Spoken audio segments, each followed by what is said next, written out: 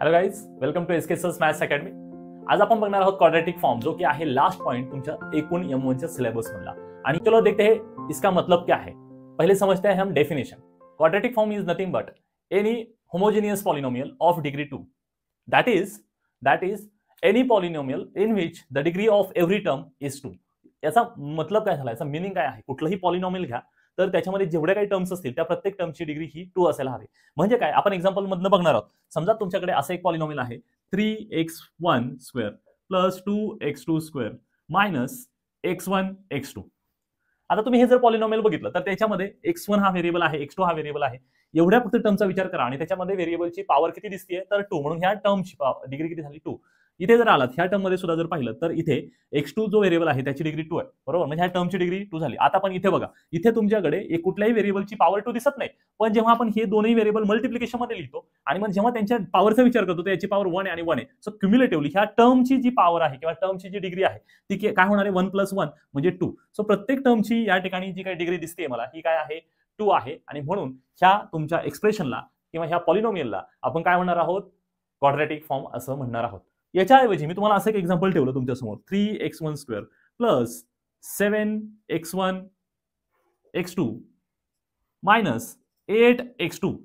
मग आता जर तुम्ही ऑब्झर्व केलं तर ह्या ठिकाणी डिग्री 2 येते, ह्या ठिकाणी सुद्धा डिग्री 2 येते, पण ह्या ठिकाणी डिग्री 1 आहे।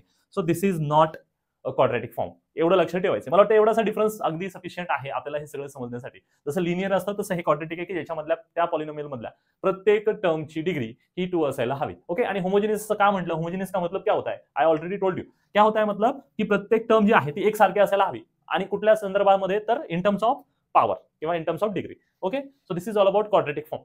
पहिल्यांदा बघूयात quadratic form in 2 variables. Fine, चलो फर्स्ट देखते हैं हम।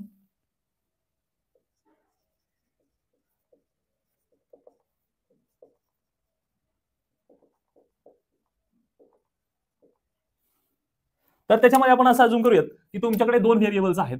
So let x1 and x2 be 2 variables. आता ह्या ठिकाणी एक्झाम पेपर मध्ये आपल्याला x1 x2 असेल असं काहीही नाही मित्रांनो, त्या ठिकाणी x y z वगैरे असं असू शकतं। Are you getting my point? So असं काही नाही, व्हेरिएबलची वेगवेगळी नावं असू शकतात, पण ह्या x1 x2 ह्या 2 व्हेरिएबल मध्ये आपल्याला क्वाड्रेटिक फॉर्म कसा लिहिता येतो किंवा त्याचा स्टँडर्ड फॉर्मॅट काय आहे तो फॉर्मॅट मी तुम्हाला सांगणार आहे। तर फॉर्मॅटचा विचार केला तर काय लिहितो आपण, पहिला असतो कोएफिशिएंट a1 x1 आणि त्याचा स्क्वेअर, त्याच्यानंतर प्लस a2 x2 स्क्वेअर, त्याच्यानंतर a3 x1 x2। सगळ्यांना क्लिअर आहे की a1 a2 a3 काय आहेत, कोएफिशिएंट्स आहेत जे कॉन्स्टंट्स असतात। आणि अशा पद्धतीने हा जो काही फॉर्मॅट आहे यालाच आपण म्हणणार आहोत quadratic form in 2 variables, right. आणि दुसरं तुम्हाला मी सांगणार आहे ते म्हणजे क्वाड्रेटिक फॉर्म इन 3 व्हेरिएबल्स। मग तुमच्याकडे सपोज असे 3 व्हेरिएबल्स आहेत, x1 x2 x3। Okay, x1 x2 x3 असे 3 व्हेरिएबल्स आहेत तुमच्याकडे। मग त्या केसमध्ये क्वाड्रेटिक फॉर्म येईल कसा, हे मात्र थोडं जास्त प्रिकॉशियसली लिहिणं एक्सपेक्टेड आहे। हे एकदम इझी असतं, हे थोडंसं आपल्याला त्याचा सिक्वेन्स जो आहे तो सिक्वेन्स मॅटर करतो, त्याप्रमाणे लिहायचं आहे। So x1 square a1 x1 square plus a2 x2 square plus a3 x3 square. Don't forget की याच्यावर एमसीक्यू पण येणार आहे 2 मार्कांसाठी, सो महत्त्वाचं आहे। a1 a2 a3 झाला, पुढचा कोएफिशिएंट आपण लॉजिकली सांगू शकतो a4। आणि मग आपल्याला कॉम्बिनेशन घ्यायचं मित्रांनो x1 x2 x3 ह्या लोकांचं, यांच्यापैकी दोघांना प्रोडक्ट मध्ये मल्टिप्लिकेशन मध्ये लिहायचं pairwise. So first time हम लिखेंगे x1 x2, क्लियर, सिंपल। त्याच्यानंतर आपण a5 आणि x1 त्याचं मल्टिप्लिकेशन कोणाबरोबर घ्यावं लागेल, x2 झाला, आता कोणाबरोबर घ्यायचंय, x3 बरोबर, राईट। आणि लास्टला कोएफिशिएंटला आपण a6 म्हणणार आणि तुमच्याकडे x2 जो आहे त्याचं मल्टिप्लिकेशन करायचं आहे x3 बरोबर। ओके, तो हा सिक्वेन्स महत्त्वाचा आहे, this sequence is very important. Okay, कारण ह्या सिक्वेन्सनुसारच आपल्याला प्रॉब्लेम सॉल्व्ह करायचे आहेत। रादर आपल्याकडे जी मॅट्रिक्स आपण प्रोड्यूस करतो ती मॅट्रिक्स जी आहे ती ह्या सिक्वेन्सवर डिपेंड आहे। तो कोएफिशिएंट महत्त्वाचे आहेच, पण त्याचबरोबर कोणता कोएफिशिएंट हा कुठल्या प्रॉडक्टचा कोएफिशिएंट आहे हे सुद्धा महत्त्वाचं आहे, त्यानुसार मॅट्रिक्स ठरत असते। ट्रस्ट मी हे एकदम सोपं करून सांगण्याचा मी प्रयत्न करेल, फक्त हे थोडं अंडरस्टँड करून घ्या। आता जर आपण क्वाड्रेटिक फॉर्म बघितलाय तर त्याच्यानंतर आपल्याला हे बघायचं आहे त्याच्याशी रिलेटेड मॅट्रिक्स फॉर्म। ठीक आहे, सो मॅट्रिक्स फॉर्म कसा लिहिणार ते तुम्हाला मी अगदी सांगतो शॉर्टकट मध्ये। बघा, याचा मॅट्रिक्स फॉर्म किंवा या दोघांचाही मॅट्रिक्स फॉर्म कसा लिहायचा आहे ते आता इथे तुमच्या समोर ठेवतो। तर matrix form is denoted by Q, क्यूने दाखवतो आपण त्याला। आणि लिहिणार कसं बघा, ए असं एक मॅट्रिक्स असते, एक्स म्हणजे काय तुमच्या सगळ्यांच्या लक्षात आलं, एक्स म्हणजे सर आम्ही नेहमी शिकलो एक्स म्हणजे अननोनची मॅट्रिक्स, नेसेसरीली ती कॉलम मॅट्रिक्स असते, बरोबर। मग आता इथे एक्स मी कॉलम मॅट्रिक्स म्हणून म्हणतोय आणि अननोनची मॅट्रिक्स ए म्हणजे कोएफिशिएंटची मॅट्रिक्स कळालं आपल्याला। आणि इथे मात्र थोडंसं वेगळं आहे, इथे आहे एक्स ट्रान्सपोज। ठीक आहे, सो हे लक्षात घ्यायचं आहे आपण। च्या फॉर्मॅटमध्ये इकडे सुद्धा तेच लिहायचं. पहिल्यांदा कंप्लीट करूया. Okay, let me finish it. मग आता ह्या ठिकाणी तुमच्याकडे इथे एक मॅट्रिक्स असणार आहे. पहिल्यांदा समजून घ्या की आपल्याकडे जी मॅट्रिक्स एक्स असते की नाही ती काय असते, अननोनची मॅट्रिक्स असते. मग अननोन कोण आहे तिथे, इथे आहे x1 x2 बरोबर. त्याच्यानंतर एक मॅट्रिक्स घ्यायची. इथे आपल्याला कळालं सर दोनच व्हेरिएबल आहेत आणि जर दोन व्हेरिएबल असेल तर मॅट्रिक्सची साईज सुद्धा काय असते 2x2 म्हणून 2x2 ची मॅट्रिक्स. आता हा जर तुमचा मॅट्रिक्स एक्स असेल तर तुम्हाला एक्सचा ट्रांसपोज घ्यायचा है. इसका मतलब ये हुआ यहाँ पे कॉलम मैट्रिक्स है तो उसका ट्रांसपोज लिखेंगे हम in terms of row matrix. So यहाँ पे लिखेंगे हम लोग रो मैट्रिक्स. बरोबर ना, का वेगळं काय, बरोबर. मग आता फक्त प्रश्न राहिला, कशाचा प्रश्न राहिला, सर मॅट्रिक्स ए जी कोएफिशियंटची मॅट्रिक्स असते ती नक्की लिहायची कशी, right. That's the important question. मग आता तुमच्याकडे ए लिहिण्यासाठी तुम्हाला माहित असणं गरजेचं आहे पोरांनो कोएफिशियंट्स. आणि मग कोएफिशियंट्स पहिलं सांगतो तुम्हाला की ज्या ज्या याच्यामध्ये स्क्वेअरची टर्म आहे, ज्या ज्या टर्म मध्ये व्हेरिएबल जो आहे त्याचा स्क्वेअर दिसतो ना आपल्याला, इंडिपेंडेंट स्क्वेअर दिसतो ना, तर त्याचे कोएफिशियंट्स डायगोनलला लिहायचे असतात. म्हणजे इथे x1 स्क्वेअर आहे की नाही स्क्वेअर, मग त्याचा कोएफिशियंट डायगोनल लिहायचा. पहिला इथे लिहिला आपण a1 लिहिला बरोबर. मग आता x2 स्क्वेअर आहे त्याचा कोएफिशियंट कुठे लिहिणार, डायगोनललाच लिहायचा आहे दुसऱ्या पोझिशनला. फाईन. आता प्रश्न राहतो इथे एक नंबर आणि इथे एक नंबर टाकायचा है. बट यहाँ पे बचा क्या है, a3 एकच शिल्लक आहे कोएफिशियंट. जगह कितना है, जगह 2 है आणि कोएफिशियंट एकच. काय करावं लागेल, हा तुम्ही म्हणाल सर उसको डिवाइड करते ना हाफ ऑफ, सही पकडे, ये भी सही. तुम्ही म्हणाल ते लॉजिक, असं काही नाहीये. आता लॉजिक रिलेव्हंट आहे म्हणून मी सांगतोय, त्याच्या मागे वेगळं रिझन आहे. पण तुम्ही लक्षात ठेवा की आता जागा 2 आहेत आणि एकच कोएफिशियंट राहतो म्हणून त्याला काय करायचं, डिवाइड करून घ्यायचं, हाफ इकडे हाफ इकडे. ठीक आहे. So a3/2 a3/2. Okay. So this is your matrix form of given quadratic form when we take और when we talks about 2 variables only. 2 व्हेरिएबलसाठी क्लिअर झाला विषय. आता आपण 3 व्हेरिएबल्स चर्चा करूयात.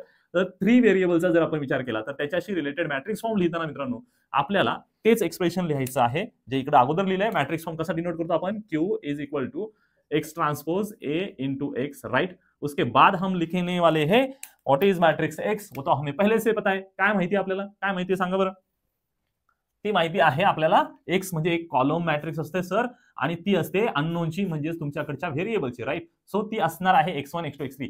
आणि इथे मात्र आपल्याला लिहायची आहे 3x3 ची मॅट्रिक्स जी की आपल्यासाठी महत्वाची आहे. आणि इकडे लिहितो आपण त्या तुमच्या कॉलम मॅट्रिक्सचा ट्रान्सपोज जो असतो रो मॅट्रिक्स x1 x2 आणि x3, राईट.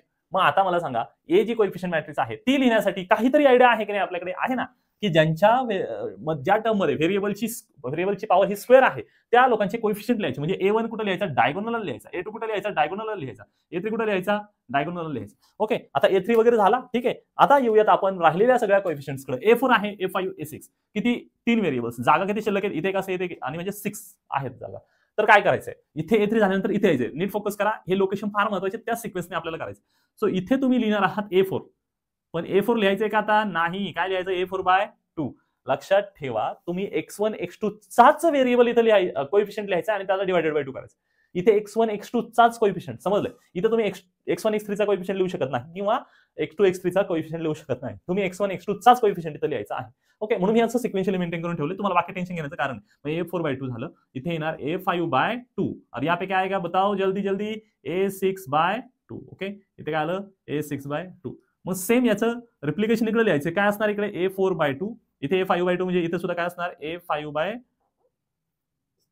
आणि इथे असणार आहे a6/2. सो अशा पद्धतीने तुमच्याकडे क्वाड्रॅटिक फॉर्म मिळतो आपल्याला.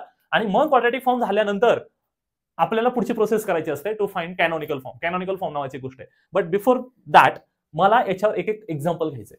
आता एक्झाम्पल का घ्यायचंय, कारण एमसीक्यू मध्ये आपल्याला क्वेश्चन कसा येतो, लिसन केअरफुली.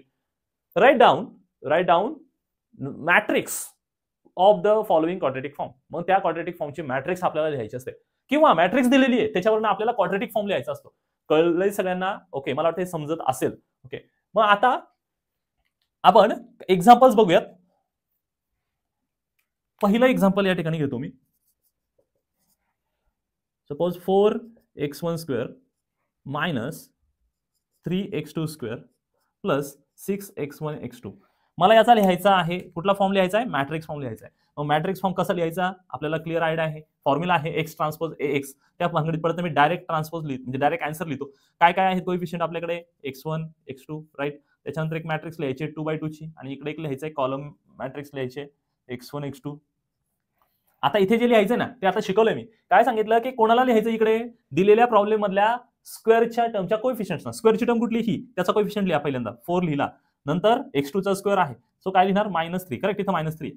त्याच्यानंतर मात्र आपल्यासाठी महत्वाचा पार्ट आहे की इथे काय लिहायचंय, तर इथे 6 लिहिणार का? नाही, 6चं काय करायला सांगितलं? हाफ करायला सांगितलं. म्हणजे इथं काय लिहिणार मी? 3 आणि इथं 3 लिहिला म्हणून इकडे सुद्धा काय लिहिणार? 3. ओके, डिवाइड कर लेते उसको. क्लिअर. आता इकडे एक एक्झाम्पल बघूया.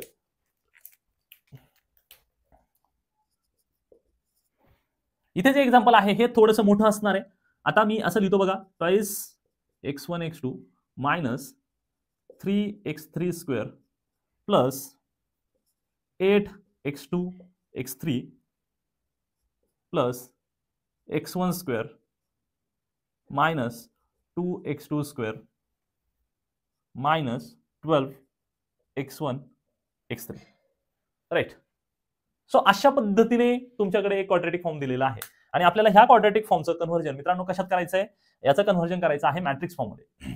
पण एक गोष्ट नोटीस केली असेल, सर तुम्ही एक फॉर्मॅट सांगितलं, तुम्ही एक सिक्वेन्स सांगितला, दिलेलं क्वाड्रॅटिक फॉर्मचं expression is not in the standard format. ह्या फॉर्मॅटमध्ये आहे का ते? नाही. So first of all we have to convert this quadratic form into standard format. हा जो सिक्वेन्स आहे it matters a lot. So त्यानुसार ते लिहायचं. मग मला सांगा आता ह्या ठिकाणी आपल्याला हे क्वाड्रॅटिक जे काही तुमचा फॉर्म दिलेला आहे त्याला पहिल्यांदा काय लिहावं लागेल? असं व्यवस्थित लिहावं लागेल. पहिल्यांदा कोणाची टर्म असते? x1 स्क्वेअरची. का ते x1 स्क्वेअर? हे काय x1 स्क्वेअर त्याला पहिल्यांदा लिहूया. ओके, सो x1 स्क्वेअर, त्याच्यानंतर x2 स्क्वेअरची टर्म कुठे आहे? इथे. So minus 2x2 square. Right. उसके बाद x3 का? So minus 3x3 square. त्याच्यानंतर x3 झालं. ओके, पुढे प्लस. का प्लस लिहितोय? कारण याच्यानंतर लिहायची असते x1 x2 ची टर्म. मग ही टर्म लिहिणार प्लस ट्वाइस x1 x2. बरोबर ना? त्याच्यानंतर x1 x3 ची टर्म लिहायची असते मायनस 12x1 x3. बरोबर, ही इथं लिहिली आणि लास्टला लिहायची असते x2 x3 ची term. So plus x2 x3 झालं. So this is the quadratic form in a standard format. आपल्या सिस्टीममध्ये व्यवस्थित लिहिलंय आपण. आता आपल्याला लिहायचंय काय? लिहायचंय क्वाड्रॅटिक फॉर्म लिहायचा आहे. तो q इज इक्वल टू पहिल्यांदा काय लिहितो आपण? x चा ट्रान्सपोज. x काय आहे? x1 x2 x3.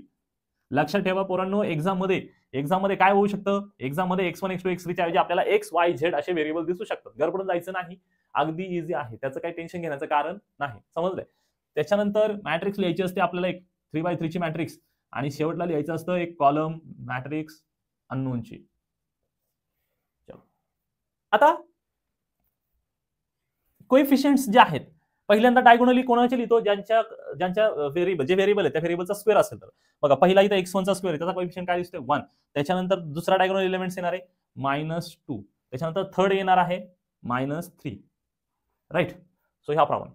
उसके बाद आती है बारी इस नंबर की. तर इथं लिहिताना x1 x2 चा कोएफिशियंट घ्यायचा आहे, बट त्याचा काय करायचा? हाफ करायचा. सो 2 आहे, त्याचा हाफ केला तर काय येणार आहे? 1 येणार. बरोबर, 1. त्याच्यानंतर इथे लिहितो आपण, इथे बघा a4/2 झालं. आता a5 म्हणजे काय?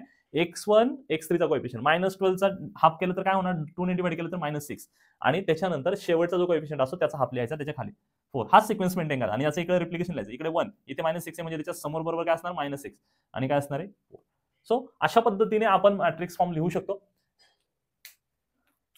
एक्झाम साठी हे 2 मार्क्स साठी इम्पॉर्टंट आहे, आपल्याला हे लिहिता आलं पाहिजे. ठीक आहे.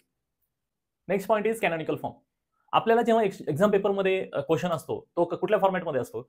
Reduce the given quadratic form into canonical form असा क्लिअर क्वेश्चन असतो. ठीक आहे. तर इथे आपल्याला माहिती असणं गरजेचं आहे की कॅनॉनिकल फॉर्म म्हणजे काय. लक्षात ठेवा, कॅनॉनिकल फॉर्म म्हणजे अशा प्रकारचं पॉलिनॉमियल की ज्याच्यामध्ये प्रत्येक व्हेरिएबलची पॉवर जी आहे ती 2 असते. ओके, म्हणजे अशा प्रकारचं पॉलिनॉमियल ज्याच्यामध्ये 2 व्हेरिएबलचा प्रॉडक्ट दिसत नाही. म्हणून इथं लिहिलंय मी की a1 x1 square plus a2 x2 square. ह्या पद्धतीचं जे काही पॉलिनॉमियल आहे त्या पॉलिनॉमियलला आपण काय म्हणत असतो? कॅनॉनिकल फॉर्म म्हणत असतो. अजून एक महत्त्वाचा पॉइंट आहे, जर तुमचं दिलेलं क्वाड्रॅटिक फॉर्म आहे त्याचं कन्व्हर्जन तुम्ही मॅट्रिक्स फॉर्म मध्ये केलं आणि त्याच्या रिलेटेड मॅट्रिक्स ए काय असते तुम्हाला माहिती, मग त्या मॅट्रिक्स ए चे जे काही आयजेन व्हॅल्यूज येतील तुम्हाला त्या आयजेन व्हॅल्यूज वरनं आपण कॅनॉनिकल फॉर्म लिहू शकतो.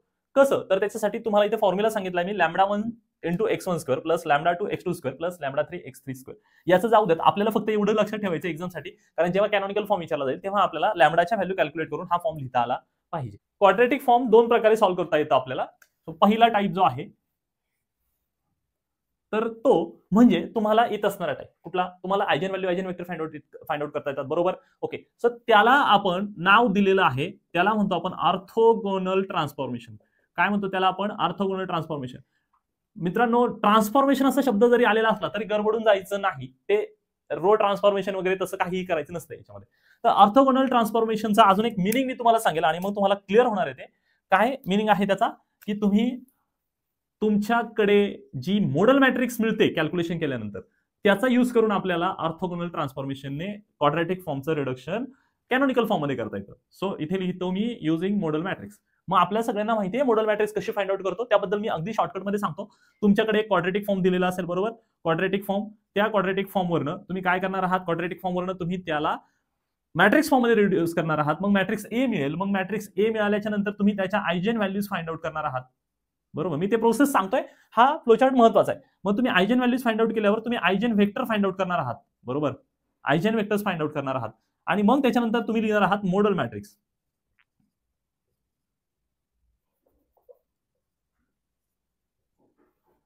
बरोबर, मॉडेल मॅट्रिक्स जे असते पी, आणि ह्या पीच पुढे प्रोसेस करून आपल्याला matrix of transformation find out करायचे असते. काय करायचे असते, matrix of transformation find out करायचे असते. तुम्ही म्हणाल सर मग कॅनॉनिकल फॉर्म कुठे येतो, तर इथे ज्या ठिकाणी तुम्ही आयजेन व्हॅल्यूज फाइंड आउट करता त्या ठिकाणावरून तुम्हाला आयजेन व्हॅल्यूज मिळणार आहेत, आणि मग त्या आयजेन व्हॅल्यूजचा यूज करून तुम्ही काय लिहू शकता, अशा पद्धतीने कॅनॉनिकल फॉर्म लिहू शकता. पण क्वेश्चन आपल्याला जर विचारला की find the matrix of transformation, तर मात्र तुम्हाला इथून पुढे जावं लागणार आहे. मॉडेल मॅट्रिक्स फाइंड आउट करण्याच्या नंतर आपल्याला पुढे जाऊन matrix of transformation find out करायला लागते बाय ऑर्थोगोनलायझेशन नावाचा एक प्रकार आहे, त्याचा यूज करून आपल्याला करायचे असते. तर तुम्हाला प्रोसेस कळाली की नक्की काय करणार आहोत, म्हणजे तुमच्यासाठी ही प्रोसेस नवीन नाही, फक्त जास्त पुढे मोठी होत जाते. ओके, इथपर्यंत क्लिअर आहे. आता तुम्ही म्हणाल सेकंड टाइप म्हणजे नक्की काय, कुठल्या सेकंड मेथड कुठली आहे, तर ती आहे, त्याला वेगवेगळ्या नावाने ओळखलं जातं, पण तरी आपल्याला एक्झाम मध्ये जो वर्ड सापडतो तो आहे कॉन्ग्रंट ट्रान्सफॉर्मेशन. आणि कॉन्ग्रंट ट्रान्सफॉर्मेशनलाच अजून एक वर्ड आहे लिनियर ट्रान्सफॉर्मेशन म्हणतो आपण त्याला. म्हणजे याच्यामध्ये रो किंवा कॉलम ट्रान्सफॉर्मेशन असे दोघेही येतात. ठीक आहे, लिनियर ट्रान्सफॉर्मेशन. मग याच्यामध्ये तुम्हाला दिलेली मॅट्रिक्स जी आहे, दिलेल्या मॅट्रिक्ससाठी तुम्हाला पहिल्यांदा कन्सिडर काय करावं लागतं बघा, ए ही मॅट्रिक्स कन्सिडर करायची आहे तुम्ही. पण लिहिताना ए इज इक्वल टू, इथे लक्षात ठेवा मी प्रोसेस सांगतोय, ए इज इक्वल टू, समजा तुमच्याकडे आय म्हणजे ही मॅट्रिक्स ए आहे ती 3x3 चे, कारण 3x3 चीच येतात मोस्टली. सो ए, तर इथे आय म्हणजे काय कळालं सगळ्यांना, आयडेंटिटी मॅट्रिक्स. ही ए मॅट्रिक्स आपण अशी कन्व्हर्ट करणार आहोत, A is equal to I3 into A into I3 असं लिहायचं आहे आपण. मग तुम्ही म्हणाल सर याने काय होणार, मग आपण याला रिड्यूस करणार आहोत. काय करणार आपण, रिड्यूस कशाच्या साह्याने, वेगवेगळ्या प्रकारचे ट्रान्सफॉर्मेशन वापरा, म्हणजे रो वापरा किंवा कॉलम ट्रान्सफॉर्मेशन वापरा, मिक्स वापरा, तुम्हाला जे सोपं वाटेल ते वापरा. ओके, सो ते कन्व्हर्ट करायचंय. आणि ही जी तुमची मॅट्रिक्स ए आहे ना, तर एचं कन्व्हर्जन लक्षात ठेवा, एचं कन्व्हर्जन तुम्हाला कशामध्ये करायचंय, डी म्हणजे काय सांगा बरं, डायगोनल मॅट्रिक्स, म्हणजे अशी मॅट्रिक्स की ज्याच्यामध्ये फक्त डायगोनललाच एलिमेंट प्रेझेंट असतील, बाकी सगळेच्या सगळे एलिमेंट काय होऊन जातील, झिरो होऊन जातील. डी म्हणजे अशा प्रकारची मॅट्रिक्स, आणि त्या डी मध्ये आपल्याला ह्या ए ला कन्व्हर्ट करायचं बाय युजिंग सुटेबल ट्रान्सफॉर्मेशन्स. आणि मग होणार काय, इकडे तुम्हाला अशी एक मॅट्रिक्स मिळणार आहे, फॉर एक्झाम्पल तुम्हाला इकडे एक मॅट्रिक्स मिळेल P inverse. Okay, P inverse A into P, अशा पद्धतीने हे कन्व्हर्जन मिळून जाईल तुम्हाला. आणि मग ही पी जी मॅट्रिक्स असते त्यालाच आपण काय म्हणतो, मॉडेल मॅट्रिक्स असं म्हणतो. ठीक आहे, आता तुम्हाला फार समजणार नाही, फक्त लक्षात ठेवा की आपल्या टार्गेट काय आहे, की ह्या मेथडने जर गेलो, आणि याच्यावर क्वेश्चन विचारला जातो आपल्याला, लक्षात ठेवा कधी कधी विचारलं जातं की युजिंग कॉन्ग्रंट ट्रान्सफॉर्मेशन, किंवा कधी कधी फक्त विचारलं जातं की कॅनॉनिकल फॉर्म मध्ये कन्वर्ट करा. तर कॅनॉनिकल फॉर्म मध्ये कन्वर्ट करायचं तर येतो आपले बाय हात का केले, कारण आयजेन व्हॅल्यूज फाइंड आउट केले की डायरेक्ट कॅनॉनिकल फॉर्म मिळून जातो अशा पद्धतीने. पण पुढे मॅट्रिक्स ऑफ ट्रान्सफॉर्मेशन विचारलं तर पुढे करायचं, आपण त्याच्यावर एक क्वेश्चन घेणार आहोत, डोंट वरी. तो ते क्लिअर करून देतो मी तुम्हाला, त्याचं काही टेन्शन नाही. पण तुम्हाला हे महत्वाचं आहे, याच्यावर फोकस करा. हे कॉन्ग्रंट ट्रान्सफॉर्मेशन कसं कॅल्क्युलेट करायचं, त्याच्यासाठी ही कंडिशन घ्यायची आहे, हे पाठच करायचं. ए इज इक्वल टू, पाठ करण्यासारखं पण नाहीये काही, A is equal to I3 into A into I3. ठीक आहे, आणि ही पूर्ण सिस्टीम वेगवेगळ्या प्रकारच्या ट्रान्सफॉर्मेशन्सने काय करायचं, ह्या फॉर्मॅटमध्ये कन्व्हर्ट करायचे. म्हणजेच काय, तुम्ही इकडे काय येते त्याच्याशी घेणे नाही, कॅल्क्युलेशन तर करत राहायचे, पण इकडे काय आपल्याला येऊ दे जे यायचे ते. आपलं टार्गेट आहे एचं कन्व्हर्जन कशामध्ये करणं, डी मध्ये. डी म्हणजेच कुठल्या प्रकारची मॅट्रिक्स, डायगोनल मॅट्रिक्स. अवघड नाही मित्रांनो, आतापर्यंत तुम्हाला आठवत असेल आपण ह्या लोअर पार्टमध्ये नेहमी झिरो करण्याचा प्रयत्न केलाय, बरोबर ना, कारण मॅट्रिक्स आपल्याला कशामध्ये कन्वर्ट करायची होती, आयजेन व्हॅल्यू, आयजेन वेक्टरसाठी पण, आणि त्याच्या अगोदर आपण जे काही 5th युनिट मध्ये शिकलेलो आहे, रँक वगैरे फाइंड आउट करण्यासाठी पण, कन्सिस्टन्सी चेक करण्यासाठी पण, नेहमी इथे झिरो करण्याचा प्रयत्न केला. मग आता याच्यात नवीन काय वाटतंय, डायगोनल मॅट्रिक्स मध्ये कन्वर्ट करायची म्हणजे काय, तर इथे फक्त एवढा चेंज आहे की इथे तुम्हाला वरचे अप्पर पार्टचे सुद्धा सगळे एलिमेंट काय करायचे, झिरो करायचे. एवढंच त्याच्यामधला कन्सर्न आहे, बाकी काहीही नाही. आणि मग एकदा का तुम्हाला हे मिळालं की डी मॅट्रिक्स मिळाली ना, तर डी मॅट्रिक्स मध्ये ए बी सी अशा 3 व्हॅल्यूज म्हणजे डायगोनल एलिमेंट्स मिळणार, आणि ते डायगोनल एलिमेंट्स म्हणजेच काय असणार आहे, तुमच्या आयजेन व्हॅल्यूज असणार आहे. आणि म्हणजे पर्यायावरनं त्याच्यावरनं तुम्ही डायरेक्ट काय लिहू शकता, अशा पद्धतीने कॅनॉनिकल फॉर्म लिहू शकता. कसं लिहिणार कॅनॉनिकल फॉर्म, मग याच्यावरनं ax1 स्क्वेअर प्लस a2 नाही, I am so sorry for this, B आहे ते bx2 square plus cx3 square. हा आहे तुमचा काय असणार आहे, कॅनॉनिकल फॉर्म. ओके, सो अशा पद्धतीने मी दोनही प्रोसेस सांगण्याचा प्रयत्न केलेला आहे. फक्त असं तुम्ही वरवर जरी बघितलं तर एक आयडिया येऊन जाईल. हे तर येतं आपल्याला, हेच थोडंसं आपल्यासाठी नवीन आहे आणि याच्यावर क्वेश्चन आपण करणार आहोत. फाईन.